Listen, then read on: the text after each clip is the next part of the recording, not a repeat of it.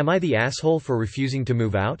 I 24F have lived in the same apartment for 4 years. In this time I've had 2 roommates, one the first 2 years I lived here and the second for the rest of the time. My current roommate 32F, V, has been great until now. She's in a long-term relationship and over Christmas she got proposed to.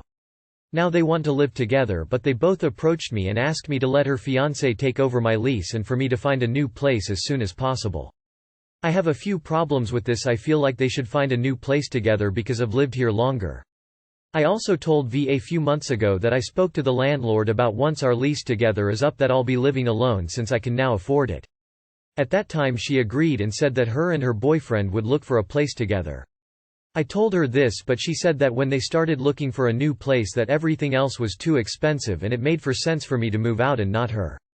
I refused and told her that she can always ask the landlord if there will be units available for them in our building. She started cussing me out and has had her fiancé and their friends harassing me about it. There's 4 months left on the lease, so I'm just going to ignore them, but when I spoke to my mom about it she thinks I should let them have the apartment since they need to start saving for their wedding. Not the asshole. They say everything is too expensive of them, a 2-income household. But you, a 1-person household, should move out and live somewhere else, while you've been there longer, and on top of that, they're harassing you? Nah, bro. Not the asshole, and ask your mom why she cares about strangers more than you. Not the asshole. It's rude of them to assume that you'll move out when it's her boyfriend who wants to move in. Stand your ground and tell her you understand. However, as said previously, you told her you were taking over the lease. Also inform your landlord in case she tries to kick you off the lease when it's up for renewal. Not the asshole. Stay put. Not your responsibility to help them save up for a wedding. She's acting very entitled to an apartment that isn't hers. Not the asshole. Renew your lease. Your apartment, not theirs. Where they live is their problem. Am I the asshole for telling my niece she can't see snow because her mother is an idiot? So my sister and her fiancé were in town for the holidays and we planned on taking them up the mountain to go snowboarding. The day comes, me and my boyfriend ask if everybody's packed for snowboarding. We check the boards, strap everything to the car and go out to lunch.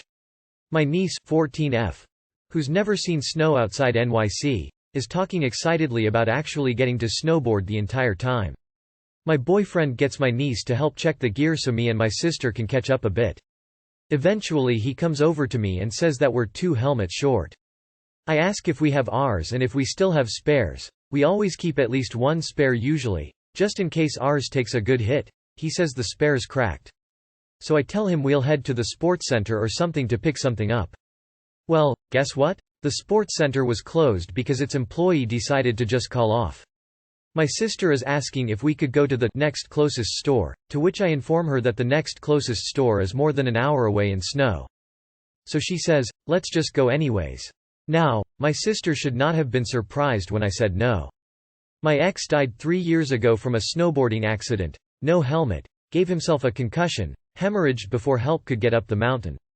So we start home. My niece asks why we can't go snowboarding and I, trying to hold on to what little sanity I had in that moment, said, because your mom's a fucking idiot. I apologized, went inside and just shut myself in my room. Apparently I'm now the bad guy who ruined their vacation. Am I the asshole? You are the asshole, which I think you know since you apologized. Can't you rent a helmet at the ski slope? Yes, you are the asshole. You have obviously experienced a traumatic and tragic event surrounding head trauma, and clearly that triggered you. But you may want to consider some therapy or a support group, because it's not healthy to lash out in the way you did. You massively overreacted. You are the asshole. That comment was completely uncalled for and not even close to the truth. There were alternatives and you guys decided not to pursue them. You are the bad guy and should apologize for your behavior. You are the asshole. You still had 2 or 3 helmets available, so why didn't you just go and take turns? You experienced a horrible tragedy, but that doesn't mean you get a pass to lash out so rudely. Am I the asshole for keeping the scratch ticket a sore loser didn't want? Greetings, AITA. I find myself in an ethical quandary. A bunch of friends and I made a stupid bet 364 days ago. 10 people threw $20 into a pot and weighed themselves. Whoever lost the most weight come next New Year's won the pot. I had completely forgotten about this bet until I tried to decline attending the weigh-in for the prize. And when I tried to demur anyway I was told, and this is a direct quote from the girl who called me, no balls. Thus, I had to go. I wanted to skip and just give up the $20 because I've lost a fairly significant percentage of my body mass over the last 9 months or so, and just didn't really talk about it because I was doing it more because I was developing a second chin than for people to praise me. Also, cheaper medical insurance. One of the 10 people is a hyper-competitive type who tends to be an incredibly sore loser. Especially when he feels blindsided. Which is most of the time when he loses. So, I assumed I won and stopped at a convenience store for $10 $20 increments of voluntary taxes. Read. Scratch tickets. If I didn't win, well, I've spent more on dumber things. Wound up winning anyway, thus I offered up my peace offerings. Everyone grabbed a scratch ticket. Except sore loser guy. He said, "Nah, fuck you man," and went off to sulk. Offered again and was told to back the fuck away. So, I now had 2 tickets to scratch. A couple people won a little bit of money, a few got play again amounts of money, and the ticket I'd picked for myself was a dud. So I scratched sore loser's ticket. And it was a winner. So much so that I blurted out, "No fucking shot. $1,000 winning ticket." People got curious, and then started ribbing the sore loser absolutely mercilessly about being an idiot. Several people said I should give him the ticket because that's a lot of money and it was for him even if he was being a crybaby. He shot me down twice when I offered, and I know for a fact if our roles were reversed he'd keep it. I'm getting enough flack about this and would rather not mention getting a bunch of free money to people I know, seeing as I'm in enough trouble already from the folks who were there about, "Hey man, can I borrow $100? You just got $1,000. What is the Reddit hive mind's thoughts on this?" Edit. Please note folks, I am spectacularly unhappy with myself for blurting out what I blurted. Honest to God, if I'd had a bit more self-control I'd be so much happier. You can't be more disappointed in me than I am, promise. Not the asshole. My guy, luck comes in threes. Go hit the tables while you're hot. Not the asshole. He seems like someone who sulks often to get his way and your friends have grown accustomed to just give in because it is less hassle.